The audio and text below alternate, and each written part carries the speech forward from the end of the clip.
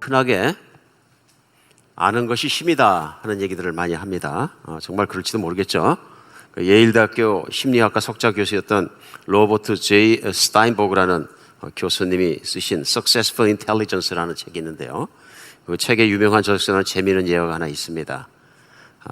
한국말로 표현을 하셨는데 어떤 분이 똑똑이와 똘똘이다 그 얘기를 하셨습니다. 그게 뭐냐면은 똑똑이는 학교에서 최우등하는 똑똑한 학생이고요. 공부 잘하는 아이입니다. 똘똘이는 동네에서 아주 소문난 개구장이고요. 사실은 말썽꾸러기입니다. 근데 이게 둘이 친구인데요. 둘이 친구가 이제 산에 올라갔다가 호랑이를 만났습니다. 호랑이가 딱 보는데 한 250m 밖에 있습니다. 근데 그 아이들을 보고 호랑이가 막 달려오기 시작합니다. 달려오기 시작하는데 이제 제일 먼저 똘똘이가 계산합니다. 호랑이가 시속 50km로 뛰면서 거리로 환산해 봤을 때 17.88초 만에 올 것이다. 그럼 자기가 뛰는 속도를 생각해 봤더니 뛰어도 잡혀먹는다. 똘똘이는 계산이 빠르기 때문에 공부를 잘하기 때문에 딱 계산했습니다. 근데 똑똑이가 뭘 하나 봤더니 운동화끈을 메고 있는 겁니다. 그러니까 똘똘이가 너 이 상황에 무슨 운동화끈을 메냐 그러니까 얘기합니다. 똑똑이가 얘기합니다. 야, 이 멍청한 놈아, 내가 뛰어봤댔자 호랑이가 빨리 뛸 수 있겠느냐 그러니까 우리 그 지혜로운 동네 개구장인 그 똘똘이가 씩 웃으면서 얘기합니다. 아니야, 나는 너보다 빨리 뛰기만 하면 되거든. 많은 걸 생각하게 하죠. 사실은 이런 비유가 뭘 얘기하냐면 세상은 똑똑할 수도 있고 똘똘할 수도 있습니다. 쉽게 표현하면 지식은 힘이다. 그러니까 공부 열심히 해서 똑똑한 사람이 될 수 있습니다. 그죠? 반면에 세상적인 지혜가 많고 그랬고 살아가면서 지혜로운 똘똘이로 살아갈 수도 있습니다. 누가 살 것이냐 하는 건 알 수 없는 일이지만 오늘 이 비유 속에서 우리가 배울 수 있는 것은 분명히 있습니다. 바로 아는 것이 힘이다 하는 것입니다. 특별히 우리가 신앙인으로서 세상을 살아가면서 우리가 경험하면서 아무리 경험해도 중요한 건 뭐냐면 하나님을 바로 아는 것이 우리의 힘입니다. 하나님을 아는 지식, 하나님을 아는 것만큼 우리에게 소중한 것은 없습니다. 왜냐하면 하나님만이 영원하시고 하나님만이 모든 것을 아시고 모든 것을 하실 수 있으며 하나님만이 나를 정말로 사랑하시기 때문에 그렇습니다. 그래서 하나님 어떻게 하면 알 것이냐? 그 큰 질문에 대해서 가장 정확한 대답은 뭐냐면요. 하나님은 하나님을 알 수 있도록 이미 알려주셨습니다. 그러니까 하나님을 알 수 있도록 알려주신 것이 바로 성경 말씀이에요. 그래서 성경 말씀은 다른 책과 확연하게 다른 건 뭐냐면 성경 말씀을 금방 한 사람에 의해서 생각을 적어 놓은 것이 아니고 인류 역사의 수천 년을 통해서 하나님을 체험한 사람들이 성령의 감동을 입어서 적은 것이 모아진 것입니다. 그러니까 쉽게 다른 식으로 표현하면은 하나님의 성경책만이 실제로 인간이 살아오면서 역사 속에 체험할 수 있는 하나님이 등장하신다.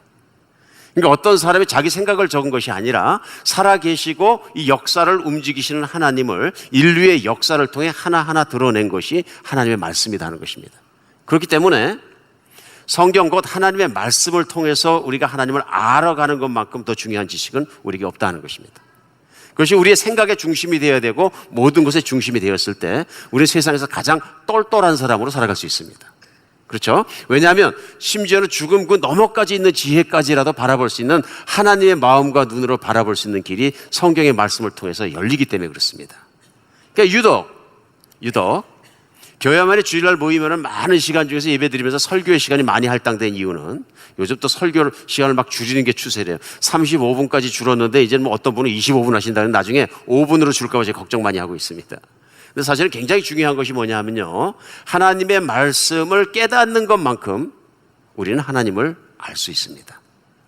그래서 특별히 하나님 말씀 우리 성경책에 쓰여 있지만 성경책에 쓰여 있는 말씀은 우리가 살고 있는 인류들 또 인류의 과거, 곧 역사를 통해서도 우리가 증명이 되는 것이다. 그래서 사실적이고 진실하고 믿을 수 있는 것이다 하는 걸 우리는 알 수 있는 것입니다. 오늘은 본문 말씀이 구약 말씀 중에서 선지서에 관한 말씀입니다. 오늘은 호세아 선지서 말씀을 1장 1절로부터 11절 말씀까지가 본문입니다. 그래서 1장이기 때문에 역사 속에 드러난 하나님께서 어떻게 역사하셨는가를 보면서 오늘 살아계신 하나님을 만나는 그런 시간 되었으면 좋겠습니다. 오늘 호세아서 1장 1절은 이렇게 시작합니다. 우시아와 요담과 아하스와 히스기야가 이어 유다 왕이 된 시대 곧 요아스의 아들 여로보암이 이스라엘 왕이 된 시대에 부엘의 아들 호세아에게 임한 여호와의 말씀이라.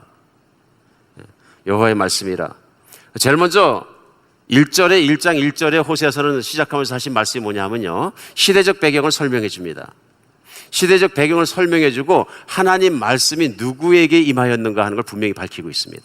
누구에게요? 사람입니다. 물론 사람인데 그 부엘의 아들 호세아라는 실제적인 사람에게 하나님의 말씀이 임합니다. 우리는 하나님의 말씀을 받아서 전했던 사람들을 선지자라 얘기합니다. 성경에 나타난. 그런데 그가 살았던 시대가 언제냐 하면은 남왕조 유다와 북왕조 이스라엘이 갈라져 있는, 우리 남북 분단의 현실처럼 이스라엘이라는 나라가 유대 민족이 두 나라로 갈라져 있는 그때입니다. 그러니까 우리가 성경적 지식이 좀 필요하면 아는 것이 뭐냐면 그러니까 다윗이 통일왕국을 이루고 나라를 확장하고 가장 크게 확장했는데 그 다음에 아들 솔로몬이 왕이 돼서 성전을 세우고 하나님의 복을 주셔서 부자가 되고 후처를 1,000명이나 거느리고 최고 부자의 최고 정말로 호화롭게 인생을 살았는데 호화롭게 살다 보니까 타락을 해서 인생 말기에는 하나님 말씀을 따르지 않고 하나님을 떠나버립니다. 이게 솔로몬의 비극이죠. 복으로 시작했다가 패망으로 망하는. 그래서 솔로몬의 행실로 말미암아서 그의 죄악의 결과가 무엇을 낳느냐면요, 이스라엘이라는 나라를 두 개로 쪼개지게 합니다.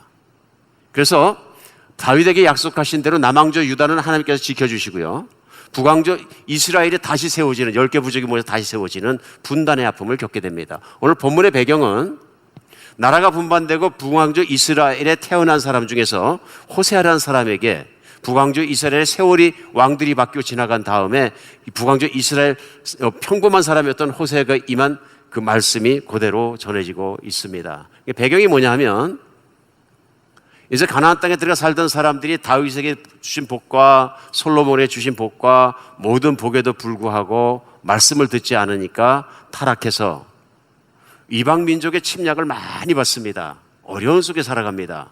그럼에도 불구하고 어려운 속에 있는 백성들을 하나님께서 끊임없이 지켜주십니다.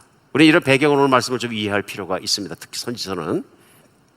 오늘 2절에 보면은 하나님께서 호세아에게 뭘 말씀하세요? 여호와께서 처음 호세아에게 말씀하실 때 여호와께서 호세아에게 이르시되 너는 가서 음란한 여자를 맞아요 음란한 자식을 낳으라. 이 나라가 여호와를 떠나 크게 음란하님이라 하고 말씀하십니다. 그러니까 호세아가 선지자인데 말씀을 선포하면서 말로만 하는 것이 아니라 행동으로 좀 보여줘라. 확실하게. 시청각 교육을 시키시는 겁니다. 입체적 교육을 시키시는 거예요. 그래서 선지자로 하여금 너는 가서 음란한 여자를 아내로 맡고 실제로 그 음란한 여자가 바람을 피우는 것처럼 이스라엘 백성이 내 품을 떠나서 얼마나 바람을 피우고 사는가를 내가 삶으로 보여줘라. 그래서 3절에서는 이에 그가 가서 디블람의 딸 고멜을 맞이하였더니 고멜이 임신하여 아들을 낳음에 여호와께서 호세아에게 이르시되 그 이름을 이스라엘이라 하라. 조금 후 내가 이스라엘의 피를 예후의 집에 갚으며 이스라엘 족속의 나라를 폐할 것임이라 말씀하세요. 실제로 선지자 호세아가 가서 하나님 말씀대로 아마도 그때 당시에 자기 동네에서 제일 음란한 여자였던 것 같습니다. 처녀 중에서. 제일 음란하다는 얘기는 뭐냐 하면 그냥 좋아하는 남자가 너무 많은 거죠. 좀 좋게 표현하면. 그냥 오늘은 이 남자를 보니까 잘생겨서 좋고 오늘은 저 남자를 보니까 힘이 세서 좋고 내일은 저 남자를 보니까 돈이 많아서 좋고 뭐 여러 가지 이유 때문에 마음이 금방 뺏기는 여인이었던 것 같아요. 그러니까 이제 자꾸 이제 이렇게 이 남자 저 남자를 만나는 막 그런 여인이었던 것 같습니다. 그러니까 동네에서 유명한 음란한 여자를 실제로 지참금을 가져가서 돈을 주고 그러고 결혼을 해서 집에 데려와서 살게 됩니다. 오늘 그 4절은 그 첫 번째 아들을 낳았는데 그 이름을 하나님께서 지어주십니다. 그 이름이 뭐냐면 이스르엘이에요. 이스라엘이라는 이름은 뭐냐 하면요, 그 뜻이 지명입니다. 그 이스라엘 사람들이 다 하는 지명이 있는데요, 거긴 유명한 지명입니다. 우리 구약의 역사를 보면은 이스라엘 왕 중에서 최고로 악한 왕이 누구냐면 아합이라는 왕이 있었습니다. 아합이라는 왕이 있었는데 그 아내가 이세벨이었고요, 이방 종교를 믿는 사람이었습니다. 그런데 그가 들어오고 나서 얼마나 유대인들이 하나님을 믿는 바른 신앙을 가지고 있는 사람들을 핍박을 했는지 우리가 아는 것처럼 엘리야가 얘기할 때 선지자는 그가 죽여서 다 죽고 나만 남았습니다 할 정도로 핍박의 시대를 겪습니다. 하나님께서 그만두지 않으시겠죠? 그래서 그를 죽일 때 사용한 칼이 누구냐 하면 예후라는 사람입니다. 예후는 오늘 본문에 호세아가 살고 있던 시대의 왕이었던 여로보암 2세의 조상되는 사람입니다. 그러니까 예후가 가서 이스라엘이라는 평지에서, 지명이 이스라엘 평지에서 그 악행을 했던 아합 왕의 아내 이세벨과 아들 70명을 한 자리에 죽여버리는 거죠. 그때 피가 흘렀던 땅이 뭐냐면 이스라엘이라는 땅입니다. 그런데 예후가 그래서 의롭느냐? 그렇지 않다는 얘기입니다. 그러니까 그 아들을 낳자 그 비참한 광경에서 하나님을 배신하기 때문에 심판을 받았던 그 이름을 아들에게 불러라 하고 주는 거예요. 그 이름 뭡니까? 그 아들이 선지자 호세의 아들이 아니라 다른 남자의 아들입니다. 다른 남자의 아들은 바람을 피워서 낳은 아들인 거죠. 그 다음에 계속되는 말씀은 6절에 고멜이 또 임신하여 딸을 낳음에 여호와께서 호세에게 이르실 때 그 이름을 로루하마라 하라. 내가 다시는 이스라엘 족속을 긍휼히 여겨 용서하지 않을 것임이라. 그러니까 그 다음에 난 딸을 또 낳습니다. 딸을 낳는데 이번엔 로루하마라 하라. 이름도 의미가 있습니다. 그러니까 루하마는 긍휼, 자비, 영어로 mercy 하는 뜻입니다. 앞에 로를 붙이면 노입니다. 오늘 어떻게 하다 보니까 제가 노안미도 로안미인데 원래 노안미라고 붙였는데 노 아니다라는 뜻입니다. 그러니까 뒤에는 자비 mercy니까 앞에 노자가 붙으면 no mercy예요. 그러니까 딸 이름이 뭐냐면 no mercy예요. 그 뜻이 뭐냐면 이스라엘 백성을 용서하지 않겠다, 혼내겠다 하는 하나님의 각오를 말씀하시는 거예요. 혼내겠다. 고멜이 로루하마가 저럴 때 또 임신해서 또 아들을 낳았다. 세 번째 애를 낳은 거죠. 9절은 여호와께서 그 이름을 로암미라 하라. 너희는 내 백성이 아니라 나는 너희 하나님이 되지 아니할 것임이라. 세 번째 아들의 이름은 로암미입니다. 오늘 말씀의 제목이 로암미라고 불린 백성들이라는 얘기인데요. 그러니까 하나님이 그 세 번째 아들을 로암미라는 얘기는 앞에는 로는 노니까요. 암미는 백성이란 뜻입니다. 이는 내 백성이 아니라, 그러니까 호세아 입장에서 생각하면은 자식 셋이 다 이는 내 자식이 아니라 이런 얘기입니다. 그 고멜이 나가서 아내가 나가서 바람을 피워서 각기 다른 아버지에게 낳아온 자식들이다 이런 얘기입니다. 요즘 시기로 표현하면 뭐가 될까요? 뭐 좀 적당한 표현, 뭐 좀 세속적인 표현을 콩가루 집안, 와이프가 잘못 들어와가지고 집안이 엉망진창이 된 케이스 아니겠습니까? 이제 그걸 이제 실제 삶을 통해서 선지자를 통해서 이제 보여주시는 거예요. 이거 그때 말씀을 선포했던 선지자가 오늘 또 말씀을 선포하는 목사가 비슷하지 않습니까? 오늘날 목사에게 이런 일 안 시키는 건 너무 감사하게 생각합니다. 안 그렇겠어요? 목사에게 이런 일 시키셔갖고 목사가 결혼했는데 보니까 그냥 사모님이 뭐 누구 남자하고 돌아다니더라, 어디서 나오더라, 호텔 다니더라, 무슨 뭐 술 먹으러 다니더라, 알지도 못하는 자식을 데리고 다니더라, 뭐 이런 게 막 나고 그러면은 세상에서 기쁘니까 또 저 뭐 발견했다고 신문사에서 막 그냥 언론에서 쓰고 그러면은 아이고 큰 문제겠죠. 제가 얼굴을 못 들겠죠. 그러면 이런 시츄에이션입니다.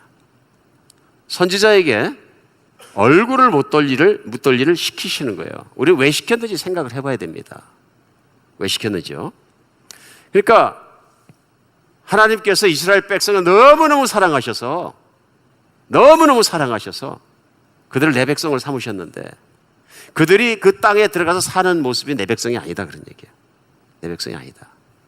오늘 이 말씀에 우리가 곰곰이 생각해 볼 필요가 있습니다. 왜냐하면 하나님 말씀은 또 신앙인들이 살았던 그 역사적인 배경들을 곰곰이 생각해 보면 하나님이 어떤 분이신가 그분의 성품이 드러나고요. 두 번째, 인간의 속성이 드러납니다. 인간의 속성이. 그러니까 이스라엘 백성들은 본인들도 압니다. 우리가 선택받은 민족이고 하나님을 아는 백성이고 하나님의 백성이라는 것 때문에 우리는 잘 살아야 된다는 걸 분명히 알고 있었어요. 근데 너무나 하나님을 떠나고 하나님 말씀대로 살지 않고 그러니까 하나님께서 그들에게 기근을 주시고 외세의 침략을 주시고 어려운 시대를 살았어요. 그것이 보기가 또 너무 안타까워서 너무 힘드니까 또 하나님을 더 떠나나 보다. 그래가지고 하나님께서 열왕기하 14장 25절 이하에 보면요. 다른 선지자 요나를 통해서 이스라엘 백성에게 잘 살게 해주겠다고 약속을 하셨어요. 그래 열왕기하 14장 25절에 보면 이렇게 말씀하십니다. 이스라엘 하나님 여호와께서 그종 가드 헤벨 아미떼 아들 선지자 요나에게 하신 말씀과 같이 여로보암이 이스라엘 지경을 회복하되 하맛 어기로부터 아라바 바다까지 하였으니 이는 여호와께서 이스라엘의 고난이 심하면 매인자도 없고 노인자도 없고 이스라엘 도울 자도 없음을 보였고 여호와께서 또 이스라엘의 이름을 도말하여 천하에 없이 하겠다고 아니하셨으므로 요아스의 아들 여로보암의 손으로 구원하심이었더라. 이게 무슨 말씀이냐면요, 이스라엘 백성들이 하나님을 떠나서 고난을 주셨는데 고난 속에서 왕과 왕이 지나가면서도 힘이 없으니까 외세 침략을 받고 재산을 빼앗기고 늘 그렇게 살아가는 불쌍한 민족을 보시면서 이제는 내가 그러면 한번 잘 살게 해주겠다. 그래서 요나를 통해서 예언하게 하시고 한번 잘 살게 해주겠다 하는 그것이 이루어진 때가 어디냐면 지금 오늘 호세아의 예언이 선포되고 있는 여로보암 왕 2세 때입니다. 그때 진짜로 잘 살았다는 얘기예요. 오늘 나오는 그 국경의 지경들이 뭐냐면 다윗 왕 때 그 지경 제일 컸을 때 지경까지 다 나갈 만큼 여로보암 2세 때 세력이 강하고 나라가 강해지고 부자가 되고 잘 먹고 잘 살았다 이런 얘기예요. 근데 잘 먹고 잘 살게 했더니 잘 먹고 잘 살게 하는 것이 좋은 결과가 안 나왔다. 여기서 우리가 주의할 것이 있습니다. 뭐냐면요, 참으로 믿음이 있고 신앙이 받아선 사람에게 물질적으로 부여할 때는 힘이 새롭게 납니다. 새로운 힘이 납니다. 그리고 침체에서 벗어날 수도 있습니다. 근데 신앙이 없는 사람이 갑자기 부조해지면 하나님은 완전히 떠나버립니다. 그렇죠? 근데 불행하고도 이스라엘 백성들은 믿음이 없는 쪽이었어요. 그러니까 하나님께서 그들이 깨달을까 해서 가난하게도 해보시고 부자로도 해보시고 이리저리 환경 속에서 움직여 보셨는데 결국은 그들이 부자가 되니까 하나님을 완전히 떠나버리더라. 이런 내용입니다. 물질적인 축복은 어떤 면에서 무서운 시험입니다. 테스트입니다. 그렇죠? 우리가 신앙생활 잘하다가도 갑자기 부자가 되면 그것이 또 시험이 될 수 있습니다. 저는 미국을 보면서 미국의 역사를 다시 한번 들여다보면서 철저하게 느끼는 것입니다. 하나님은 인간이 살고 있는 실적인 삶과 인류의 역사로부터 무관하지 않으십니다. 실제로 인류의 역사는 하나님께서 써나가시는 스토리입니다. 미국에 처음 이민 온 사람들이 너무 배고프고 생존할 능력조차 없을 때 그들이 붙잡을 수 있는 건 하나님밖에 없어요. 신앙밖에 없었습니다. 이건 누구나 동의합니다. 청교도들이 제일 먼저 또 그 다음에 또 배를 타고 이민 온 사람들이 첫 해를 넘기는 게 가장 힘들어서 절반이 죽었다 그러죠. 여러분 한번 생각해 보세요. 100명이 배를 타고 왔는데 겨울을 지나는데 먹을 것이 없고 잠잘 곳이 없고 춥고 동물이 불어뜯고 여러 가지 상황 속에서 자고 일어나서 보면 옆에 집 누구누구는 얼어 죽었대, 옆에 누구누구는 굶어 죽었대, 옆에 집 누구누구는 곰에 잡혀서 죽었대. 한번 생각해 보세요. 과연 내가 살아남을 수 있을까? 여기에서 내가 의지할 수 있는 건 하나님밖에 없습니다. 그러니까 미국의 건국의 아버지라고 부르는 그 초기 이민자들의 삶이라는 것이 뭐냐면 하나님 없이는 못 삽니다. 이스라엘이 그랬습니다. 이스라엘이 가나안 땅 들어서 처음 살 때 여호수아 세대에는 또 여호수아가 같이 섬겼던 장로들이 살아있던 시대에는 하나님밖에 없는 세대를 살았어요. 부흥의 시대를 살았어요.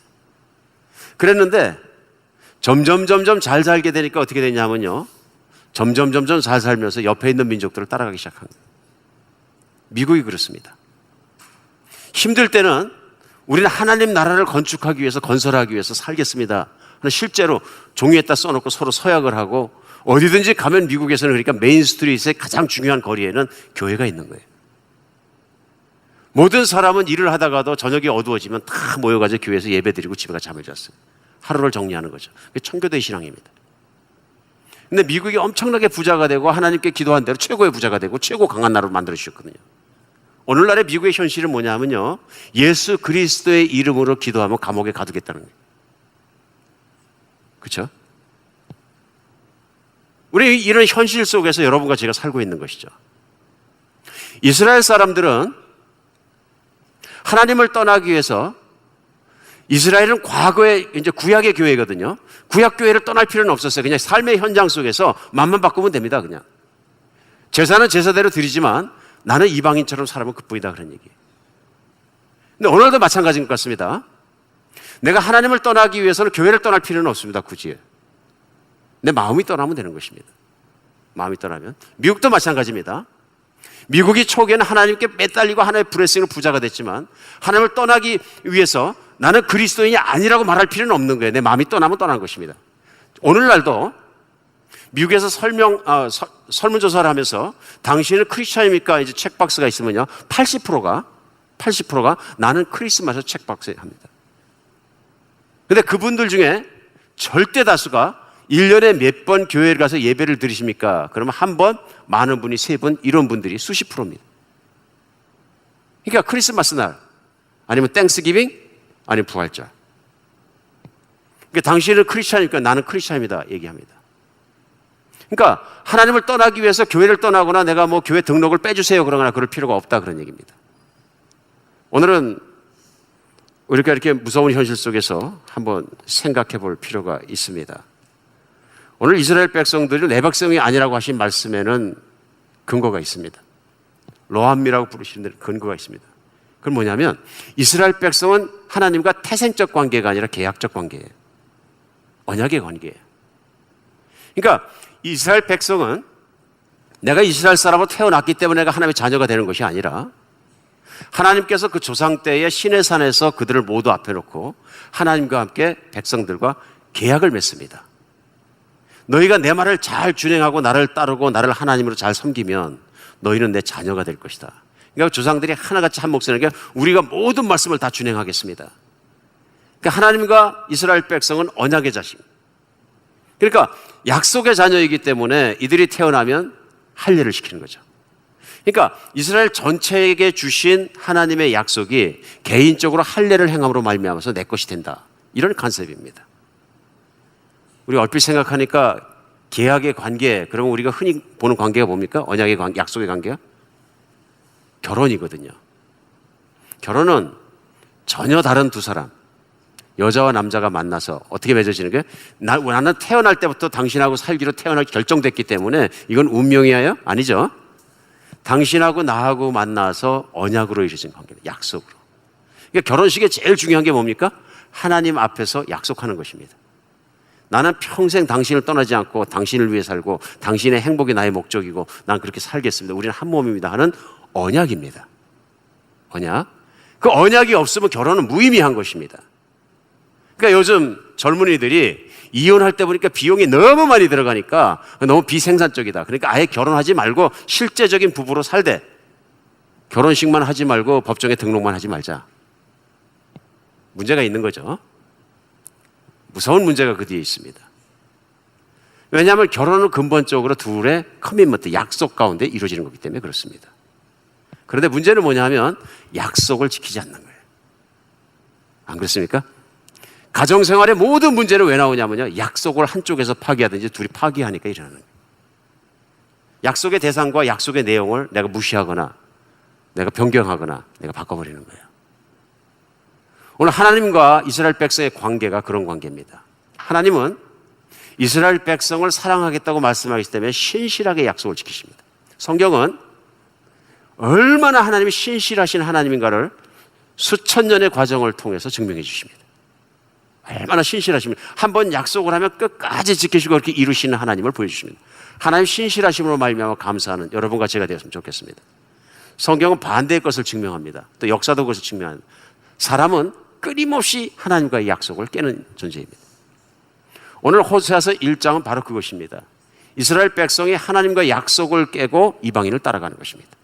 근데 이거 쉽게 이해할 수 있습니다. 왜 그러냐면은 이스라엘 백성이 가나안 땅에 들어가서 살 때에 여호와 하나님을 믿는 신앙을 가진 사람들은 자기밖에 없습니다. 자기들이 믿는 하나님은 주변에 있는 사람들이 믿는 신과 완전히 다릅니다. 그렇죠? 그런데 자기들이 믿는 하나님을 자기들이 충실하게 믿었기 때문에 가나안에 살고 부자도 되고 이기고 이걸 믿으면 하나님께 감사해야 되는데 이들이 하나님께만 감사하는 것이나 가져가서 주변에 있는 신들이나 바알 신이나 거기도 감사하고 제물을 드렸다는 얘기입니다. 그것이 우리 이해할 수 있습니다. 왜 그러냐면은 하나님을 바로 알지 못하면 하나님이 부담스러운 하나님이 될 수 있습니다. 그들이 이방 땅 가나안에 들어가면서 살다 보니까 옆집 나라와 옆집에 살고 있는 다른 이웃들, 다른 종족들이 섬기는 그 신들은 말을 하지 않아요. 말을 하지 않아요. 중요한 상황입니다. 왜 중요하냐면 자기 삶에 간섭을 하지 않아요. 무슨 얘기냐면요. 그 신이 원하는 재물만 갖다 주면 그 신이 행복하면 나를 블레싱해. 부자가 되게 하고 잘 살게 한다 그래. 근데 이게 굉장히 편한 신입니다. 그러니까 내가 필요한 것은 부자가 되고 잘 살고 이렇게 사는 것인데, 우리 하나님은 내가 부자가 되더라도 하나님께 열심히 하라고 그러고 뭘 하라고 자꾸 하지 말라는 것도 있고 막 가리는 것도 있고 법도 있고 율법도 있고 막 그런데, 말하지 않는 이웃에 있는 신은 보니까 신의 비유만 살짝 맞춰주면 돼요. 어떤 게 편합니까? 예, 신앙이 없는 사람들이 듣기에는 내가 브레싱만 받을 수 있다면 말하지 않는 신이 편하지. 말하지 않는 신이 편하지. 그러니까 신앙이라는 것도 내 욕구를 달성하는 목적으로 내가 사용하다 보니까 문제가 뭐냐 하면, 하나님도 그런 시각에서 자꾸 보게 돼서 옆에 있는 나라의 사람들의 시각, 세상 사람들이 가지고 있는 시각으로 하나님을 자꾸 보게 되는 거예요. 오늘날 기복신앙이 무서운 이유가 거기 있습니다. 기복신앙이 무서운 이유가. 내가 예수님을 믿는 것이 단지 부자가 되고 편안하게 살고 건강하게 살고 무병장수를 누리기 위해서 믿는 것이라면 문제가 거기 있는 거죠.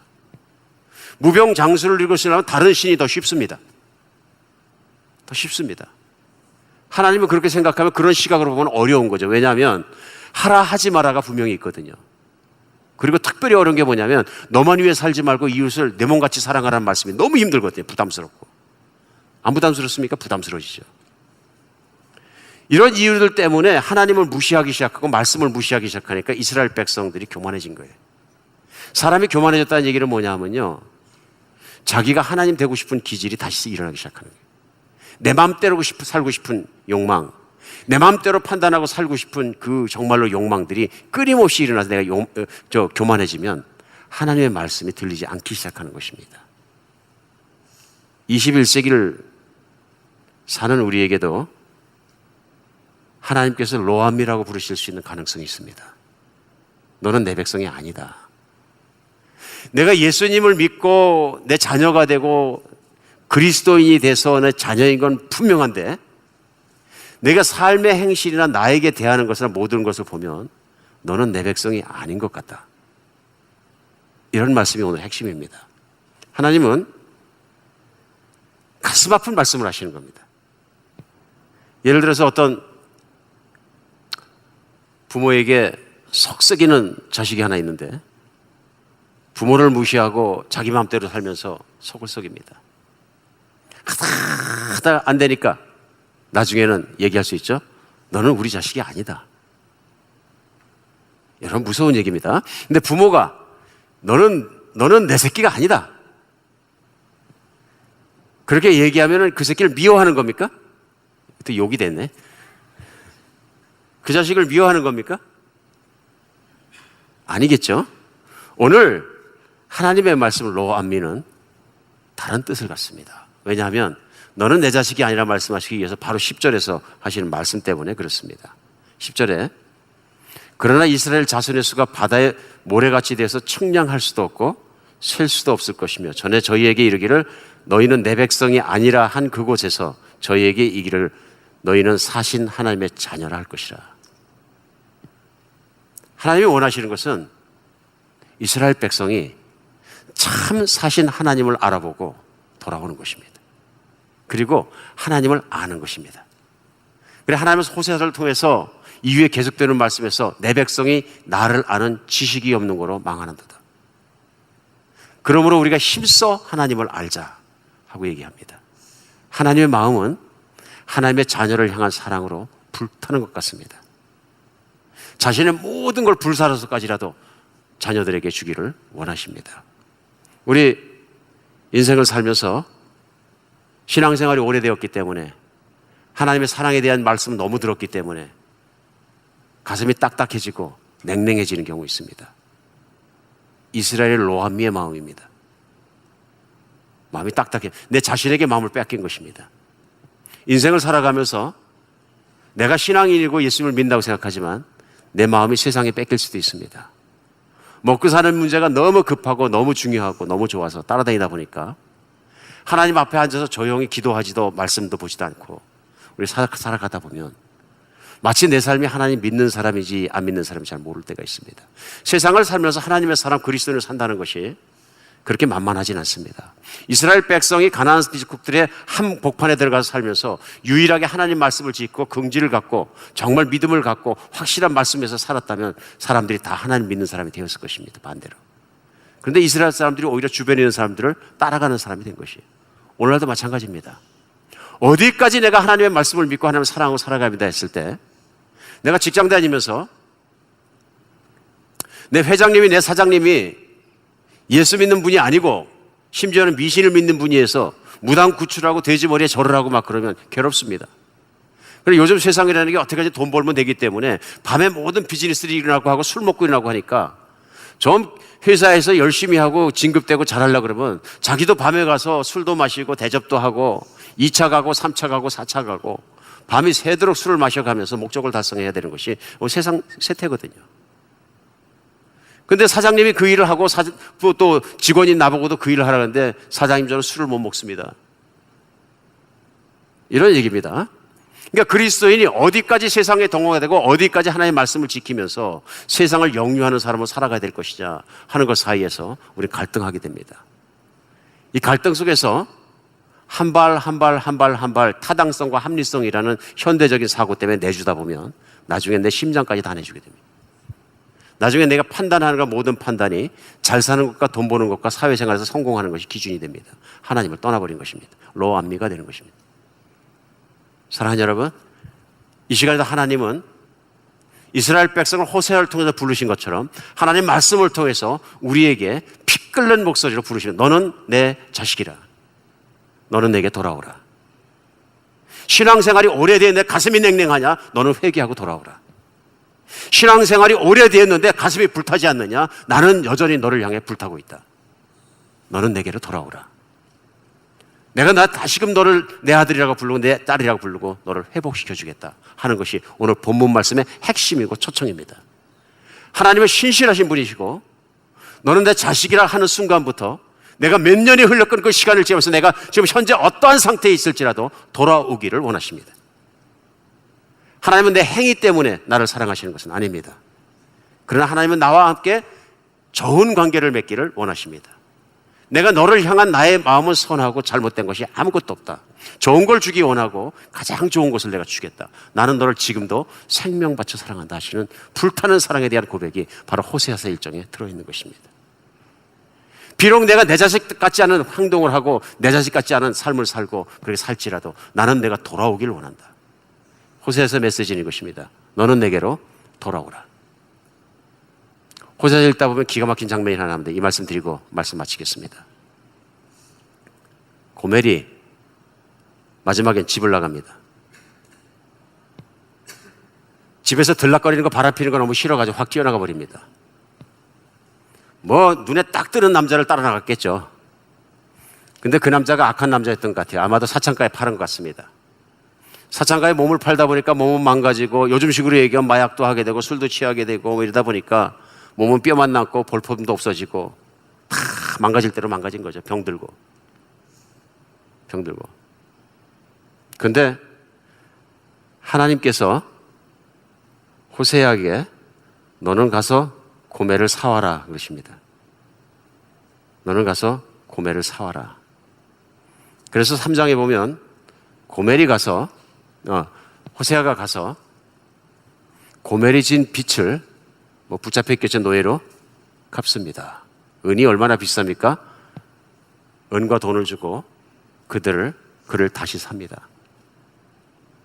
그리고 고멜을 집으로 데려옵니다. 그러면서 말씀을 시킵니다. 너는 다시는 이렇게 살지 마라. 나는 너를 사랑한다. 그분이 하나님이세요. 자기 몸도 다 상하고 망하고 찢어지고 병들고 볼품 없고 머리는 다 빠지고 이렇게 됐는데 아마도 호세아가 노새 한 마리를 끌고 가서 자기가 타고 갔다가 거기에다가 고멜을 앉히고 돌아옵니다. 여러분이 고멜이면 어떻겠습니까? 고멜이 울었겠죠? 호세아 사랑에 감복했겠죠? 고멜은 할 말이 없습니다. 울고 또 울고 울고 또 우는데 집에 돌아오는 길에 호세아는 얘기합니다. 울지 마라. 나는 내가 어떠한 모양일지라도, 어떠한 사람일지라도 나는 내 아내이기 때문에 너를 사랑한다. 당신이 내 아내라는 것은 변함이 없다. 그리고 나는 죽을 때까지 당신을 사랑할 것이다. 집에 가자. 이것이 오늘 하나님 초청의 말씀입니다. 너는 나와 함께 사랑하고 나와 함께 살자. 나는 너를 사랑한다. 우리 주님께 냉랭했던 마음을 다시 풀고 불같은 하나님의 사랑에게 돌아가는 여러분과 저의 주일이 되었으면 좋겠습니다. 기도하겠습니다.